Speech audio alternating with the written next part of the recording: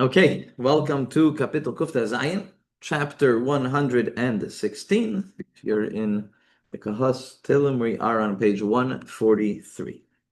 So the few lines that it says on top of this chapter, it says like this. This psalm contains magnificent praises to Hashem. It also describes David's love for Hashem in light of all the miracles he performed for it. David does not know how to repay Hashem, declaring it impossible to pay back for all Hashem has done for him. Okay, this is one aspect that goes on in this chapter of Tehillim, but there is definitely a lot more that we can discuss in this chapter of Tehillim. And let's get straight into it. Here. There we go. Okay, chapter 116, verse number 1, pasuk Aleph. Ahavti ki yishma Hashem es koili tachna. Oh, before we do that, we have an intro over here. So intro as what's going on in this chapter. So the Meiri comes and says that David HaMelech composed this when he was running away from Shaul and his other enemies. And there's also another chapter, chapter 18, that talks about this. So some say, Meiri and some others say, that it's David HaMelech before Shaul passes away when they were running after him. Rashi, though, says that it's David HaMelech composing this after Shaul HaMelech passes away, and how he says that Hashem has helped him in the past, and he's thanking Hashem publicly for everything that he's done for him. And some say that it's a psalm that the Yidden will sing when Mashiach comes, and that's a Hafti Kishmas Kaili Tachnunai. All these references, you could say it's references of David saying how Hashem has helped him in the past, is going to help him in the future, etc., or about the Jewish people, how Hashem has helped the Jewish people in the past, and He will help them in the future. So pasuk number 1, Ahavti Kishma Hashem is Kaili. So the simple translation of it is, I loved, Ahavti, I enjoyed, I appreciated, I liked, I loved, Ki Yishma Hashem, that Hashem will hear. As koili, my voice, the sound that comes out of my mouth, tachanunoi, in my tachanunim, which is supplications. So the Alshich says that what's he saying over here? Ki yishma Hashem, that Hashem listens to me, that it doesn't go through any intermediaries. We know that sometimes the blessing from Hashem, obviously everything comes from Hashem, etc. But sometimes it goes through Hashem. Uses the sun to make sure that it's warm. Hashem doesn't bring warmth to you directly. It's Hashem's sun that brings you warmth, right? Even though it does it based on Hashem's command, but still, it's not a direct relationship with Hashem on the external level. So comes Alshich and says that that's what David HaMelech is thanking Hashem, Ki Yishma Hashem, that Hashem listens directly. He doesn't use intermediaries to listen to what David HaMelech needs. Mamleah says that the uniqueness of this chapter is to bring out the idea of tachnunim. So if you see the last word of pasuk Aleph of the first verse is that Hashem listens to what? Tachnunim, supplications. What's tachnunim? Philip, what's tachnunim? What's supplications? What is that? We could translate it in many different ways, but it's not tefillah, right? Okay, I'm this far. I told you in the splash zone. I gave the warning. It's not. It doesn't use the word tefillah, right? It uses tachnonim. It's a unique word. It's supplications. We use the word in different types of ways. The word chinun is a form of prayer, but we also use it in davening. We just daven mincha. Said tachnun, right? Tachnun is a form of tachnunim. So there's tefillah. There's different parts of tefillah. Tefillah is a very general thing. Tachnunim, supplications, is really where we put it all out onto the table. So tachnun, when we say tachnun in davening, we're putting onto the table maybe things that we didn't do so well. We clap our heart, like we say when we say the Al Chet on Yom Kippur, or even the Shamnu on a regular day, when we say tachnun. So that's the idea of tachnunim, supplications, that it's not just a prayer, oh Hashem, I need your help with this, or what it's also not is it's not praise of Hashem. The whole beginning of davening that we do is praises of Hashem, right? Psukkah de Zimra, sing songs towards Hashem. But Tachnunim is something unique. So the Mamleis comes and says that this chapter is trying to bring out the power of Tachnunim, the power of this idea of supplications. Pasuk Beis, David HaMelech continues, Kihita oznei, that Hashem has turned his ear towards me. Ubiyamai ekra, and in my days, ekra I call. So that's a simple explanation, simple translation of the pasuk. But Rashi comes and says that what David HaMelech is saying is that in my troubled days I call out to Hashem.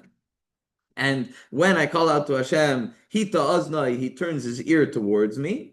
And then, therefore, ubiyamai, in the days, what's the days? So Rashi says that those days is the days of redemption, when salvation comes, when Hashem has helped him. So ubiyamai, in those days, ekra, I call out to Hashem. What do I call out to Hashem? Thanks. Right? That's the way Rashi explains this pasuk. The Radak says Hashem that Kihita Oznei li, Hashem turns his ear towards me. So then, so therefore, in those times, I will ask Hashem for help. Makes more sense to me. Yeah. It's funny, Rashi would take such an interpretation. It's very interesting, Rashi on Tehillim in general. Because it's very, what's the word? It doesn't. Homiletic. It's Strange interpretation. Right. He changes the subject in the middle. Right. Where does redemption come in here? He's still in Right. the throes of misery.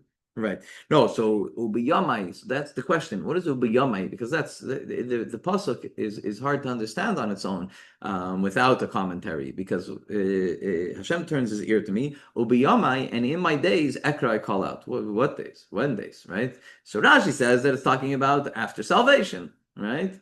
That's that because Rashi has a problem with the word ubiyamai, it seems. But you could also take it on a more simplistic, even though it doesn't translate as well, but on a more simplistic, that on a regular day, ubiyamai, on a day, I call out to Hashem, right, asking him for his help.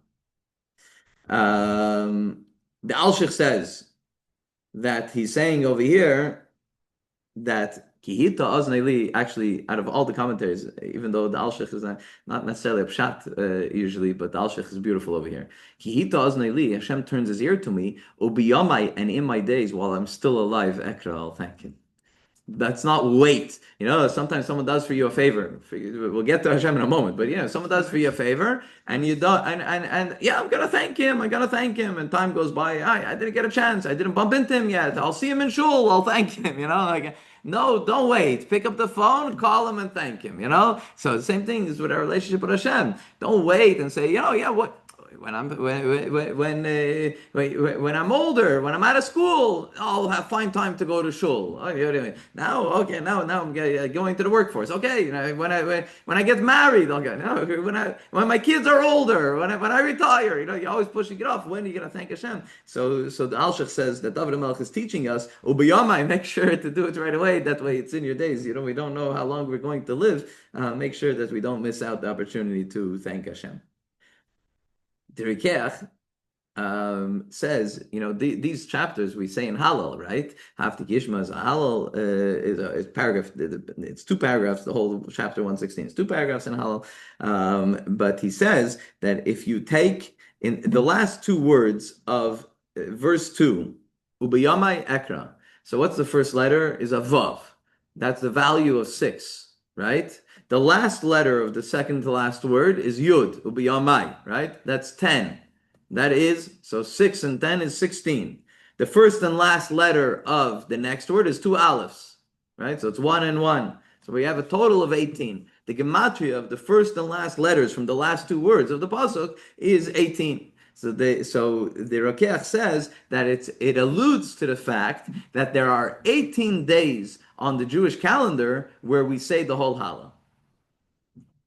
Found a way that it's connected, that this pasuk is connected to Hallel. It's actually interesting because it's 18 days only in Eretz Yisrael. Here we have an extra 3 days because of Yom Tosheni Shilgolius, the extra days. There's an extra day of Pesach, there's an extra day of Shavuos, and there's an extra day of Sukkot that so there's an extra 3 days. But in Eretz Yisrael, which is the primary place where we could serve Hashem in the best kind of way, there's 18 days that we say the whole Hallel, and it's alluded to over here.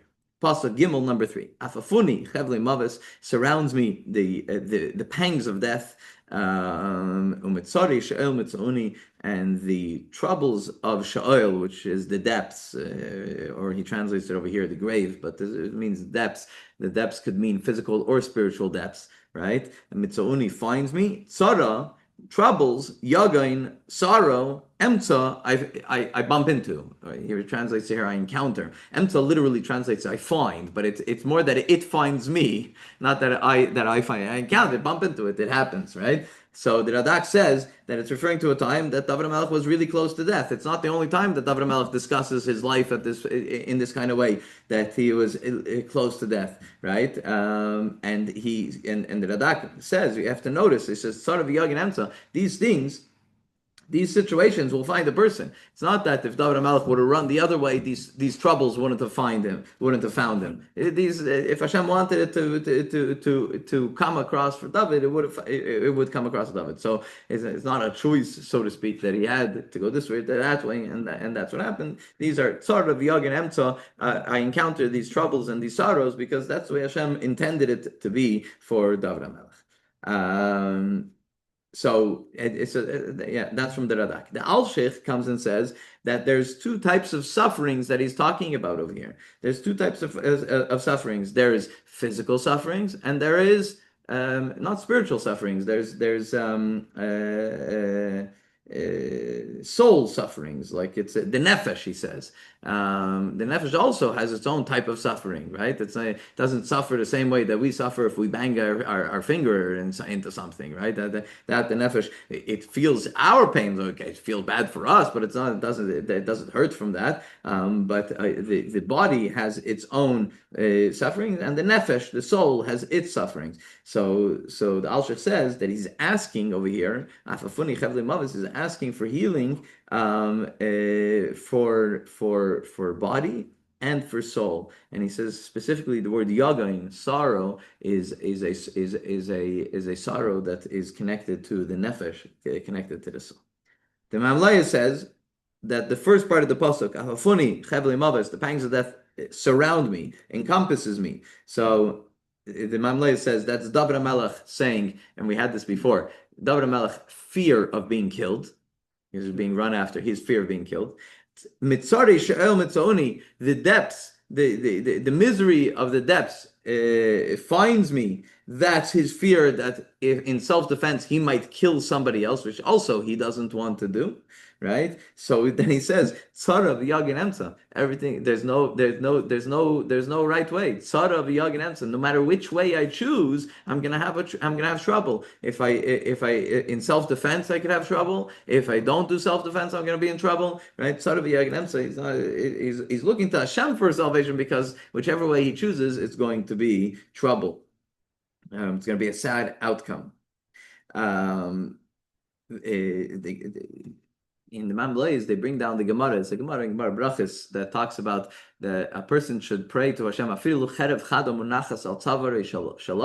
Even if there is a sharp sword sitting on the neck of a person, he shouldn't hold back from connecting to Hashem. Right? I'm in a situation of certain death. Doesn't matter. We still pray to Hashem because miracle can happen. And the Mamlei says that this pasuk is saying something similar. That if even afafuni chavle maves mitzariv shel mitzoni, whether it's being surrounded by the pangs of death, which is the end of someone's life, or the depths, the grave is right there. Only everything is tzara, yagain, etc. Nonetheless, as he goes into the next pasuk, v'shem Hashem ekra. Why? Even though it might feel like all is done, still he calls out to Hashem, and that's the beginning of pasuk. When I hear the word Sheol, yeah, I always think of Gehenna. It's not death. It's right. It's a very, very conscious part of death. Right. Not your soul is alive. Right. That's when you go to Gehenna. Right. You still have to. Right, and it does talk about Gehenna being in the depths. There is an idea within Gehenna that it's because that's what Sheol, the literal translation of Sheol is depth, right? So depth here he translates grave because that's one of that's 6 feet of depth. right? So it's one way to translate Sheol, but yeah, in the bigger picture, Sheol encompasses all of that, and Gehenim as well, exactly. Yeah. Okay, so Pasuk Dalid, as we started, B'Shem Hashem Ekra, nonetheless, we call out in Hashem's name, Anna Hashem, Malta Nafshi, and it seems that what he's saying, B'Shem Hashem Ekra, call out Hashem, what does he call out? Anna Hashem, please Hashem, Malta Nafshi, save my nefesh, save my soul. It's interesting that in most of it, he's asking for salvation for his nefesh more than he's asking for his guf, than for his body. It's an interesting note. So the Medrash says, yeah, like we said, even though a person encounters troubles, like we said in the previous pasuk, should always call out to Hashem, Ub'Shem Hashem Ekra, call out to Hashem. The Metzudah says that the first part, calling out to Hashem, and the second part, the way I explained it, is what he's calling out to Hashem. It's interesting, and the Bamleis brings this up, that we gave an introduction and we talked about there's different opinions exactly where, but we're talking about, for the most part, that people have been doing negative things towards, whether it's David HaMelech or Jewish people during exile, or David HaMelech, whether Shaul is alive or he already died when he composed this, but he had many enemies, and he doesn't ask for retribution from the enemies. What's he asking? Oh, Hashem, Malta Nafshi, just save me. What happens to the others? What happens to the others is not what he's calling out over here. He's just asking to save his nefesh, to save his soul. Pasuk A, number 5. Chanun Hashem v'tzadik, right? Chanun is gracious, tzadik, righteous, v'lekeinu merachem, and our God has a lot of rachmanis. So it's interesting because when you use the Yud Kei Vav Kei name, right, Hashem's name in Yud Kei Vav Kei, it's a higher level than the name Elokeinu, Elokim.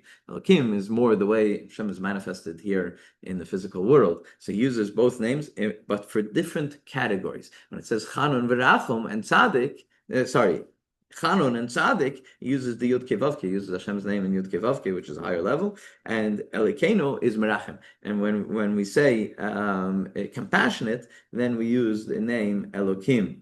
So the Mamlei says that he's explaining why he doesn't ask for punishment for the Rishayim. We mentioned at the end of the previous pasuk, Mamlei says that he's asking for salvation for his soul, but he's not asking for retribution for his enemies. So he's saying that he wants to be similar to Hashem. Hashem is Chanun and Tzaddik. Hashem is Merachem. So I want to be similar. I want to have the similar midos, similar characteristics, character traits like Hashem has. The Radak says that it's more about David HaMelech saying that he calls out to Hashem because Hashem is Chanun,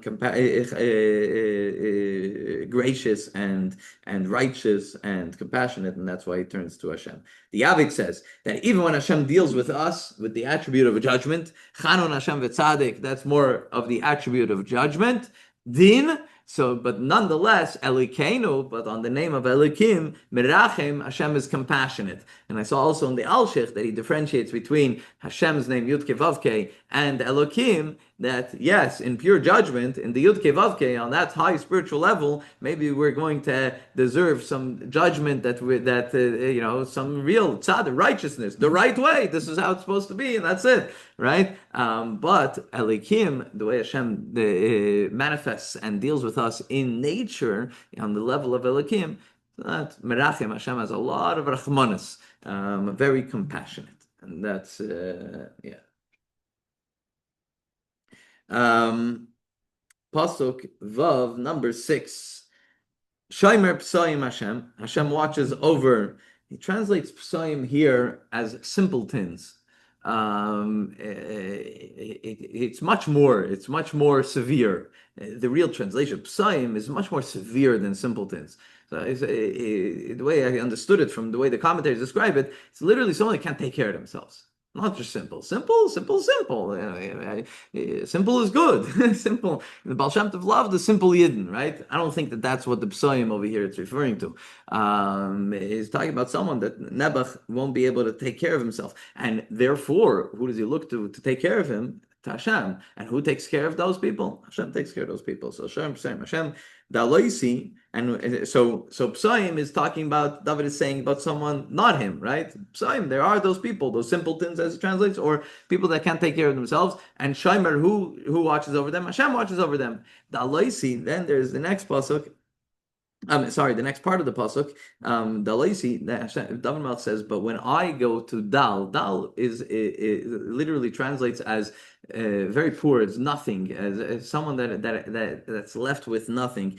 So in a mental state, it could also be Dal. It's not just in poor; it could also be poor mentally, have nothing left, have on a very low. Going through a hard time, and therefore feels very low mentally. So that's also, and it seems that that's what David Melech is saying. The Alaisi, that when I was a dal, when I felt very low, Li Yeshia, Hashem came and was there for me and saved me. So the Metzudah says, as I mentioned before, the commentaries translate this as that Hashem watches over those that are not capable of watching over themselves, and David Melech when he was at a low state. The Radak says that on the one hand, you can have a person that's very, very smart, right? But the smartness won't help him, right? Hashem runs the world. So at the end of the day, what's going to happen to this person is not based on how smart he is, and what kind of genius the person is. If Hashem wants it to help, it could help. But just because someone's smart, it's not necessarily going to help. So seemingly,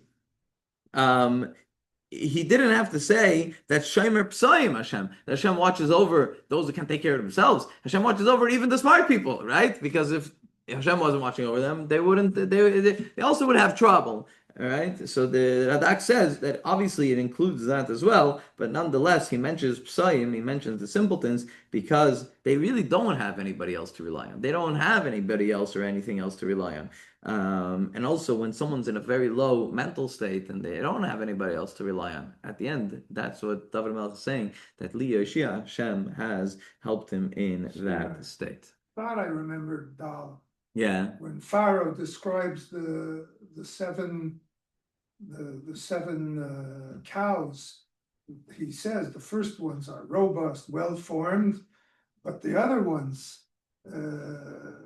V'hine sheva parot acherot olot acharein dalot. Right, which in that place means very, very skinny, but lacking. Right. The idea is lacking, right? So a person could be lacking. Dal could mean poor and financially. That's the most often it's used in that kind of sense. Poor meaning lacking financially. In that case, in the dream, by parai, dal means lacking in sustenance, right, in food. And over here, it seems that it means by David HaMelech that it's lacking in mental state. Yeah. But yeah, it's...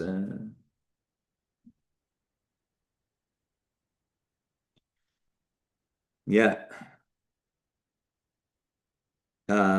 Actually, the Mamleis says that over here he's saying Dalaisi is that when David HaMelech is lacking, so he's saying that when he wasn't feeling well, when he got sick, Dalaisi, when I got sick, Li Yoshia Hashem helped me, right? Which also could go for the cows over there, because also, why would they be so skinny? It could be a description of them being unwell, right?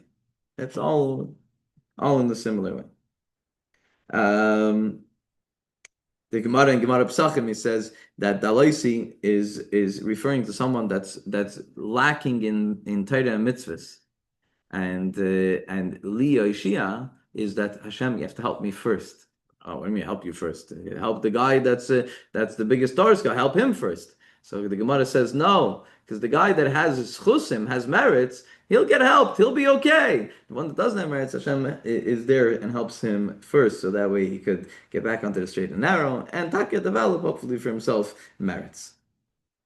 The Mamleis says that Pasuk 6 is a continuation of Pasuk 5, and he says that Hashem is compassionate. So I'm sure that Hashem will help me as He helps those in need. So it's like a flow, a continuation of Pasuk 5 and 6. And with that we go to Pasuk Zayin, Pasuk 7. Shuvli nafshi limruchaychi, return my nefesh to your tranquility, limnucha, to tranquility, to calmness, right? Choichi, but it's your calmness, your tranquility. Ki Hashem, because Hashem, Gomal Alechi, because Hashem has bestowed onto me. What does that mean? So Metzudah says that he's telling his nefesh, right? The whole time he's asking for salvation for his nefesh. So David HaMelech turns around to his nefesh. Imagine turning to your soul. So when a person's heart is racing, why is a person's heart race? Let's say someone's going through a hard time and their heart starts racing. Why does their heart start racing? Why?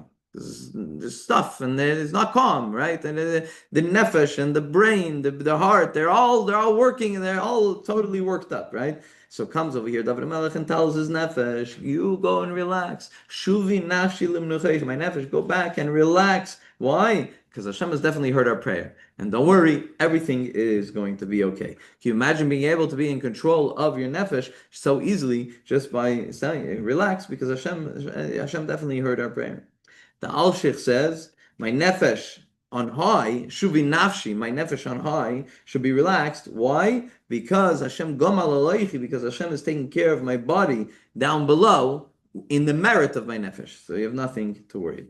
And the Radak says that David HaMelech is telling his nefesh, go to your shuvi nafshi, because it says to your tranquil place. What is your tranquil place? It says, where's the nefesh's tranquil place? Where's its most calm? Where's its comfort zone, so to speak? By Hashem. So shuvi nafshi, go back to Hashem. Don't worry, everything is going to be okay.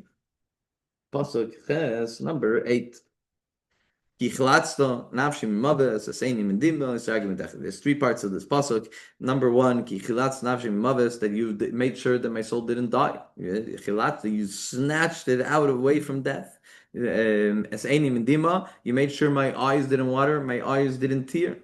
And it's ragli midachi, and my feet, you saved my feet from dechi, from stumbling. From dechi is also another version of depth, but also from stumbling. So the Metzudah says that you have always done these things for me in the past. So I've done these things for me in the past. So I'm sure that you're going to do for me in the future. The Al-Sheikh says that David HaMelech is saying to Hashem that you saved my soul from Gehenim. You saved my soul from Gehenim. Therefore, Amy Mindima, you also saved me from crying because I wouldn't be part of the Rishayim in Gehenim, part of their crying fest, part of where all of them are sitting and crying. And Ragli Midachi, the third part of the pasuk, is also about not getting stumbled and ending up in Gehenim. And the Radak says that the way Hashem you committed, that's what ends up happening, that Hashem made the commitment already to our forefathers, and Hashem keeps by his commitments to the Jewish people. Pasuk test number 9. Eshalech lifnei Hashem be'artzei sachayim.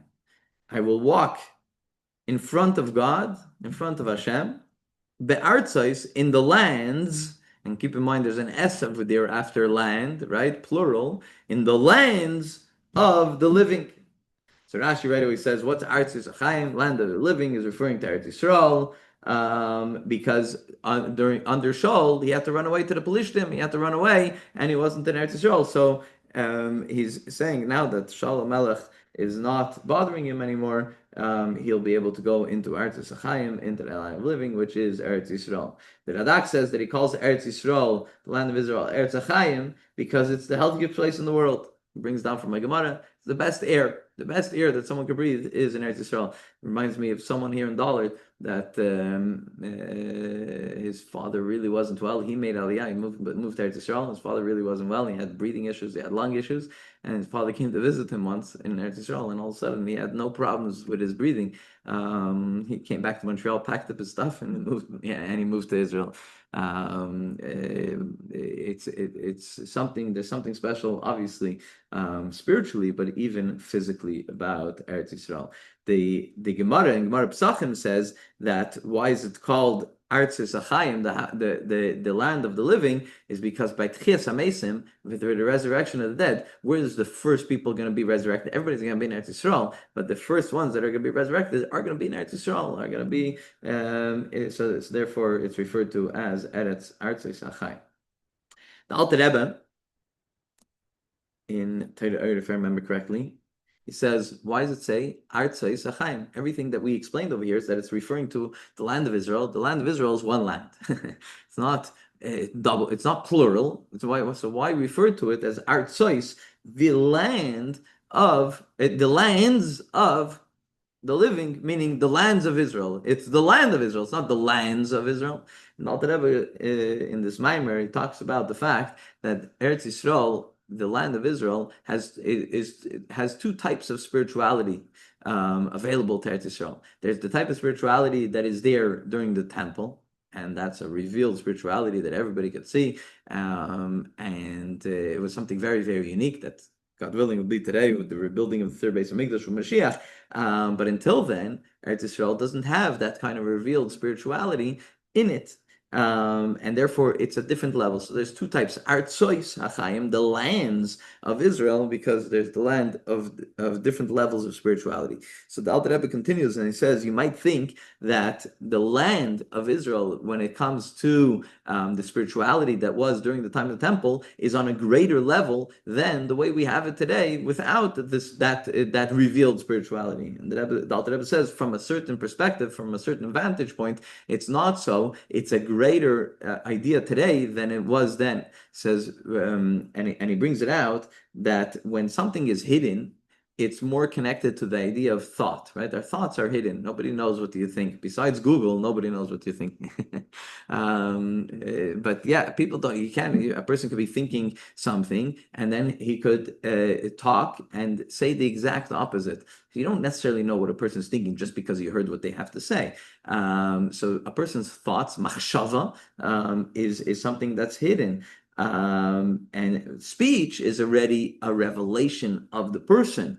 But speech has its limitations because I can't tell you everything that I'm thinking. It's impossible. Even if everything that I'm thinking is something that I wanted to tell you, it's impossible for me to be able to express myself so well and bring out everything that I'm thinking. On top of that, the thought is much more of a pure idea, a full idea, a pure and full idea that you don't necessarily have when you translate that into speech. So the hidden spirituality is more pure.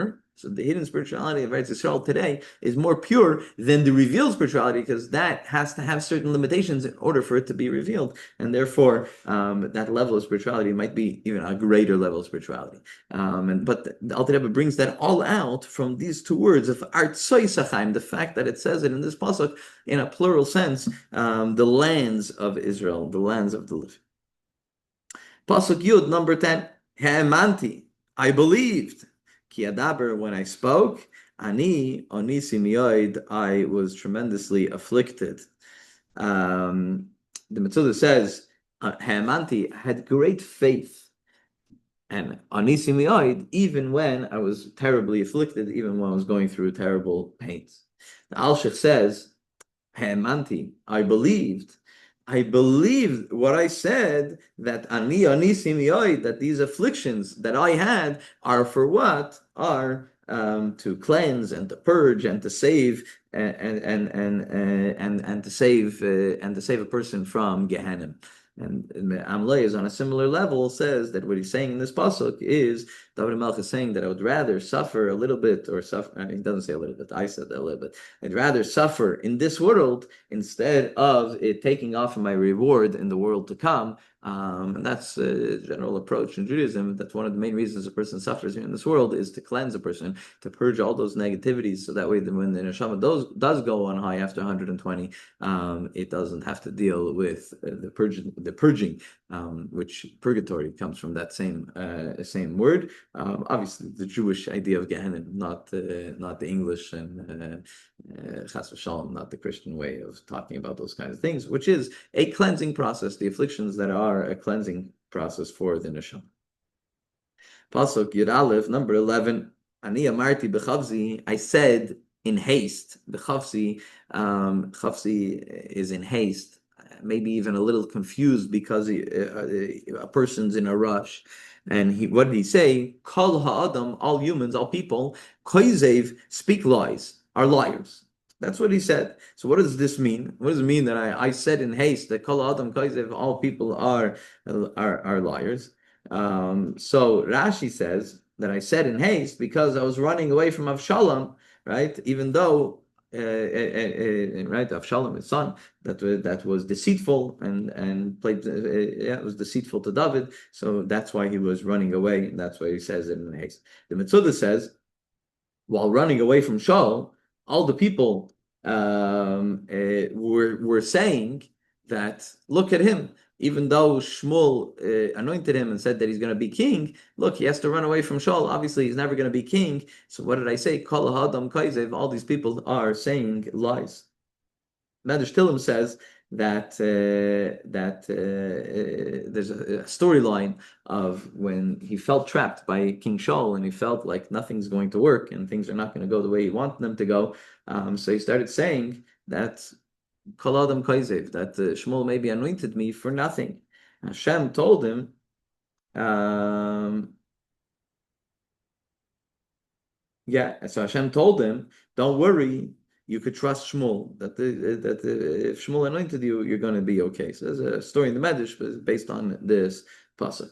Mamlei says that when Mashiach comes, we're going to talk about the time that we were in Galus, and that we couldn't take consolation from people saying that Mashiach's coming. You ever encountered somebody that when you tell him Mashiach's coming, he says, enough with the koizev, and we were saying for 2,000 years Mashiach's coming. When's he coming already? When Mashiach comes and we're going to sit down with a l'chaim, we're going to sit by the special suda, and people are going to reminisce of the times in Golos where they felt that kol adam kaizev, that they said in haste that people are deceitful, that they think that, what do you think Mashiach's coming? But obviously, ani mamin v'emunah shlema, believe in perfect faith that Mashiach's coming, even though it's taking its time, but Mitzvah Hashem is going to be coming today. Pasuk Yud Beis, which is the beginning of the second paragraph when we say this in Halal Ma'ashiv. So Ma'ashiv Lashem, what should I return to Hashem? What should I reply to Hashem? Kol Tagmulai Aloi, all his things that he's given towards me. What could I repay Hashem? So the Radak says that he's asking, what kind of reward or thanksgiving sacrifice, what kind of carbon toida can I give to Hashem for everything that he's done for me? The Sfarnu says, what can I give to Hashem when Mashiach comes? For everything that he's done for me in Golos. That's a psalm that the Jewish people, remember we said, according to some, that this is a psalm the Jewish people are going to sing when Mashiach comes. So what can we do for Hashem that for all that he's done for us during Golos? Mamlei says, what could I give to Hashem? You know, the famous question that always comes around during Hanukkah season, holiday season. So what do you get? There's even ads on television of what do you get for the perfect person, for the person who has everything, what do you get? Right? What do you get them? Socks. That's the joke, right? Socks or a tie. But here it's a serious question. Mamlei says, what do you get for Hashem? Say, I'm not perfect. I could deal with somebody else that's not perfect. And therefore, if he did for me a favor and I want to give him something, I could always find something that could be meaningful and valuable to that person. But what are you going to get for Hashem? Hashem's done so much for us. So Hashem, what am I going to give in return to Hashem as a thanks to Hashem? Hashem is perfect. And not only that, Kol Tagmulai Alai. Everything that I do have, whatever I am going to give him, it's not even mine. It came from him. It is his. So Ma'ashiv Hashem, on the one hand, what am I going to get for that perfect God? Right? There's nothing that he's lacking that I'm going to get for him. So that's on the one hand. And on the other hand, even if there was something, it's not even mine. It's something that he gave to me. Can you imagine if someone comes to your house for Shabbos and he brings you a bottle of wine, right? And the next Shabbos he invites you back to his house and you say, well, let me bring you back the same bottle of wine. We're going to give to Hashem my suit, my car, my even money. It's all it came from Hashem. It's like it's a shtickle embarrassing to do that, right? So that's the way the Mamleis translates this pasuk. How could I give something to Hashem? On the one hand, he has everything; he's not lacking. He's God. And on the other hand, even if he was lacking something, or if there was something that I decided that I really wanted to give to him, it's his in the first place. Pasuk 13, Yud Gimel. So what am I going to do? Kais Yeshua Isesa. I'm going to raise up a cup of Hashem Hashem Ekra and call out in the name of Hashem. Rashi says that it's referring to the kais, the cup that they used for libations in the for sacrifices that they would pour onto the sacrifices. So that's kais Yeshua Isesa, the cup. And with the cup, I will announce. I'll make sure that everybody hears, and I'll make sure to publicize everything that Hashem has done for me. Cup of liberation, Yeshua, liberation. Yeah, here it says deliverance, but it's the same thing. But Yeshua, right? Yeshua is a certain salvation, liberation, deliverance, salvation. It all comes from the same idea. Okay. Right? But what does it mean? It's not the way Rashi explains it. Not that the cup is a cup of liberation or it's filled with liberation. It's what I'm going to use to thank Hashem for the Yeshua, right? So the libation. That's what Rashi says. Radak brings a similar comment to Rashi, but he starts off and he says that some commentaries say that kais can also mean a portion. Right? It doesn't mean a physical, it doesn't necessarily mean a physical cup. It could be a portion, right? Kais, a portion of the Yeshua, a portion of the salvation. Esa, I'm going to lift up a portion of salvation and say, look what Hashem has done for me, and do it publicly so that way everybody will hear and everybody will know. The Radak also mentions, which is a beautiful way to learn this pasuk, is that Kais Yeshuis Esa is talking about after Geula. That after Geula, when things are going well, and I'm having my own l'chaim in my dining room table with people, we're just sitting and having a nice Shabbos meal. Kais Yeshuis Esa, when things are going, not just when things are going bad that I need to ask Hashem and I lift up a guy to ask Hashem for salvation. No, Kais Yeshuis Esa v'shem Hashem Ekra. In the good times, I lift my cup and make a l'chaim, and I thank Hashem for all the good stuff that He's doing for me. Especially in the good times, it's very important to thank Hashem, not just wait for things to go in a bad way. In the good times, to thank Hashem. The Mamlei says something similar. He says that a person should have a yearly date, that if Hashem did something special for them and there's a date involved, the person should have that yearly time that he sits down, he lifts a glass and he makes a l'chaim and he thanks Hashem and he remembers the salvation. The Mamlei says similar to Pesach. That's what we do on Pesach, right? We sit down, okay, not with one glass of wine, we do it with 4 glasses of wine. But we sit down and we thank Hashem over a cup, over Kais Yeshua's Esa.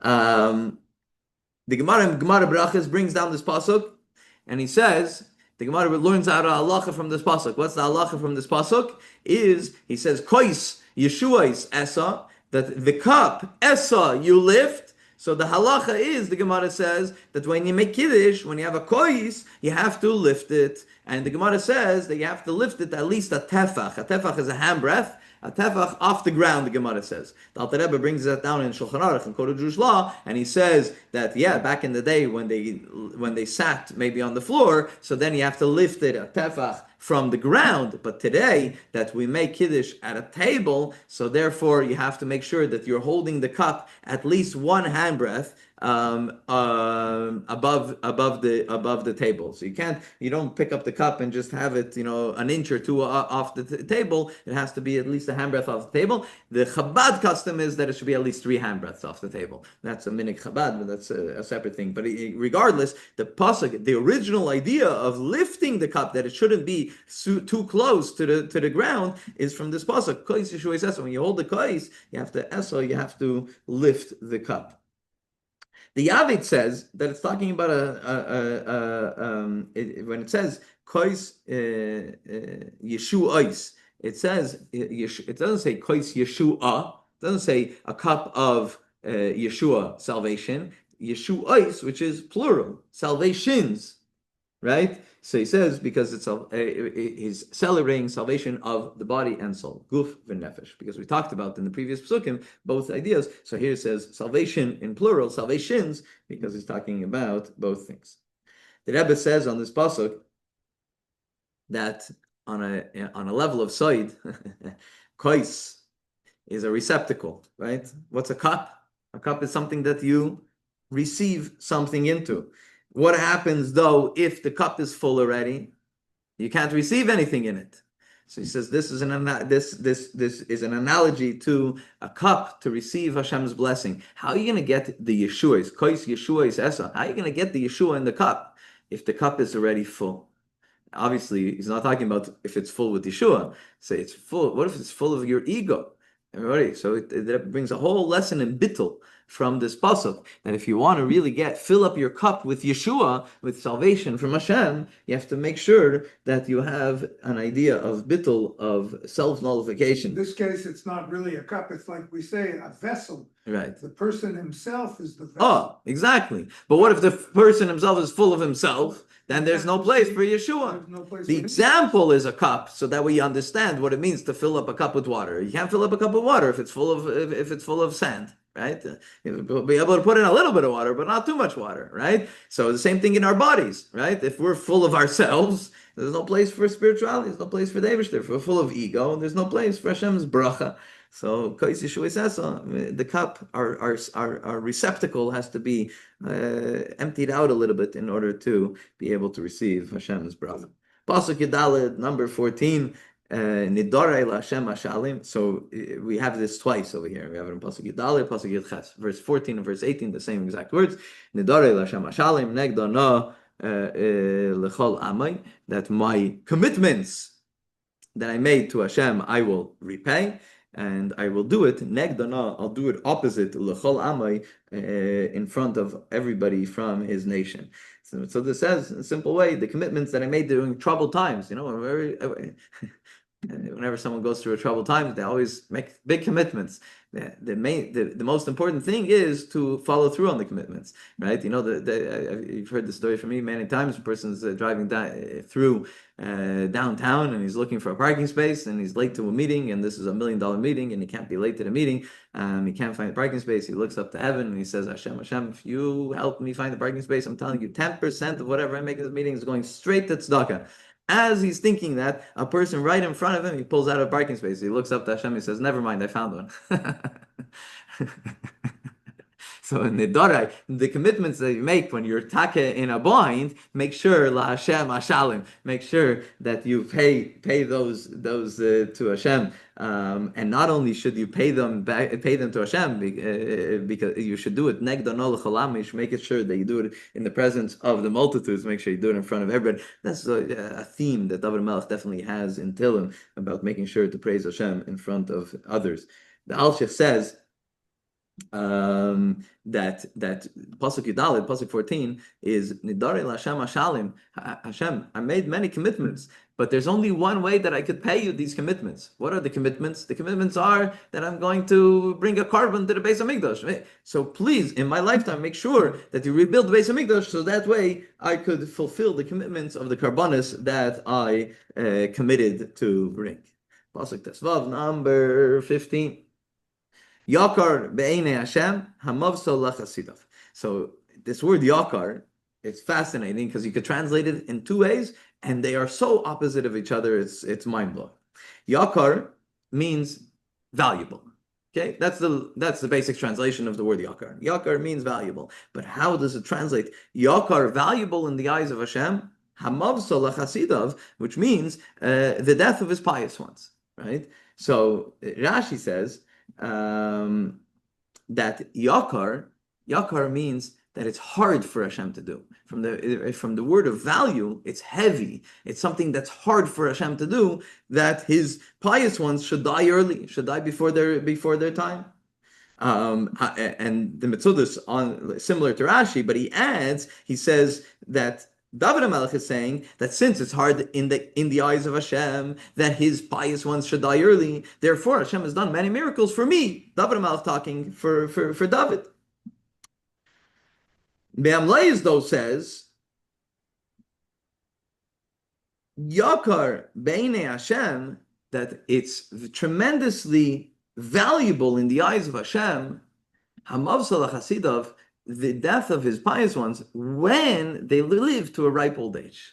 It's not talking about that Hashem, it's so valuable, his pious ones are so valuable, that up until their death, in a ripe old age, that's when it's yakar, that's when it's valuable to Hashem. That's the way the Mamlayas mentions this.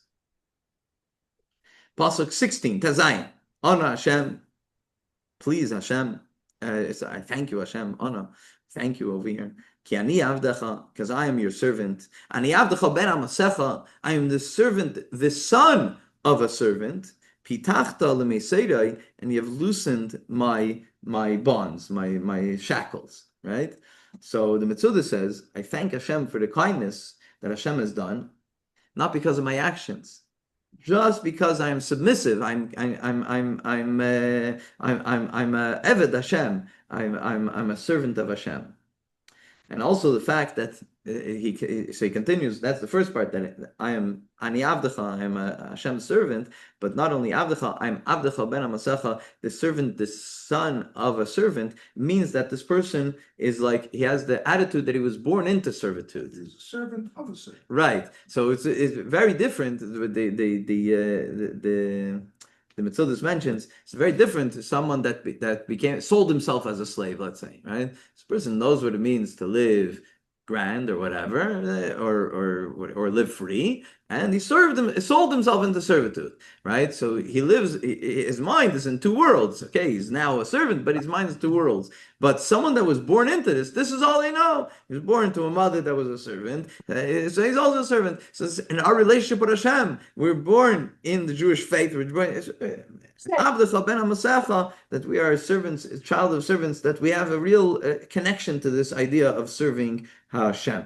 The Alshich says that in the previous pasuk we're talking about life, about living long life. Yakar bein Hashem amav tzal chsidov. So he says, on Hashem, please Hashem, why do I want long life? Why do I want long years? Why? Because ani avdecha, I want it in order la'avdecha, to serve Hashem.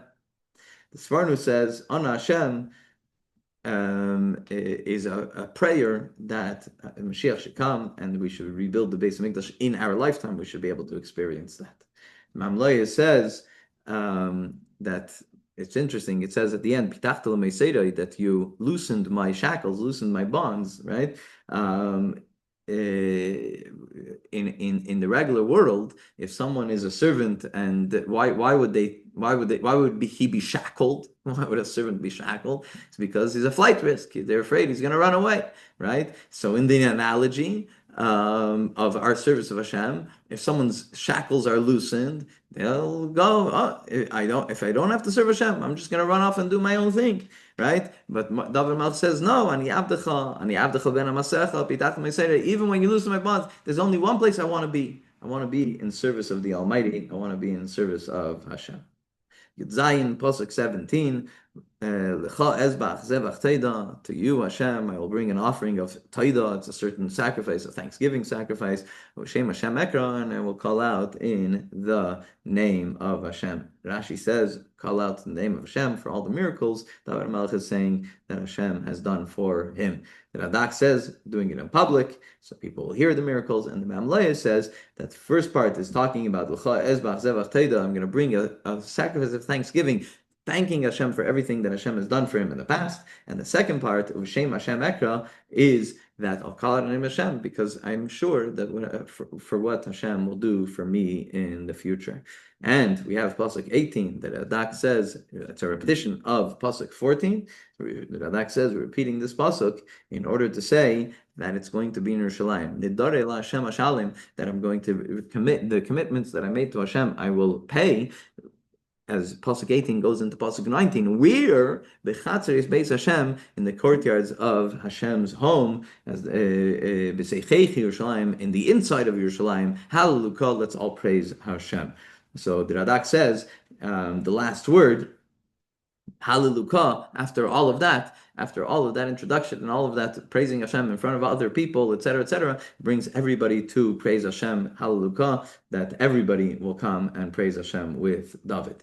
The Mamlei says there's two different parts of sacrifices. There's a part of the sacrifice that's meant to be eaten in the holy temple, and then there's another part of the sacrifice that that is eaten in the gates of Yerushalayim.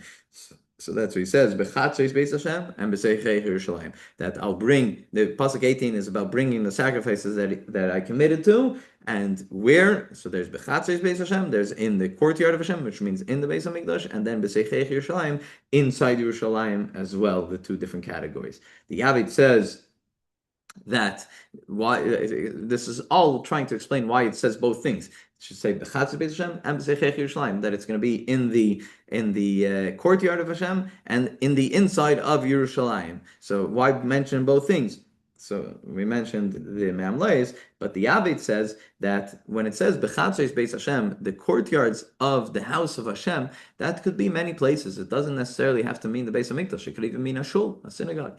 That could also be B'chatzos Beis Hashem. So therefore, he makes sure to continue and say, no, we're talking about B'chatzos Beis Hashem, the courtyard of Hashem that finds itself on the inside of Yerushalayim, in the middle of Yerushalayim, which is the Beis HaMikdash.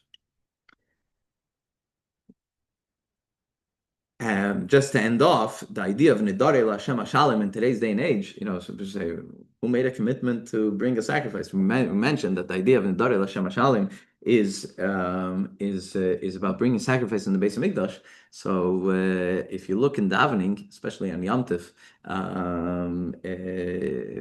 when we daven Musaf, we ask Hashem to bring us back to Yerushalayim, and we say V'shamna'alev v'neira v'nishtachve lefanecha. We'll go and we'll bow down in front of you in Beis HaMikdash, and Tmidim Kesidim v'Samach. We'll bring the daily sacrifices, the Musaf sacrifices. When we daven for Mashiach. So that way it's already a commitment. So the Yavid says that's the commitment that it's referring to, and says in the pasuk Nidare L'Hashem Hashalim, and that's why it's referring to the idea of karbanis. The end of the Shemona Esrei, when the Shemona Esrei is finished, we daven this little paragraph. Yeah, and we should rebuild. Exactly. So we can bring the sacrifices, right, which we used to bring. Exactly. Yeah. Depending on which nusach. Not everybody says that part. It's actually interesting, but yes. Okay, and with that we finish chapter 116.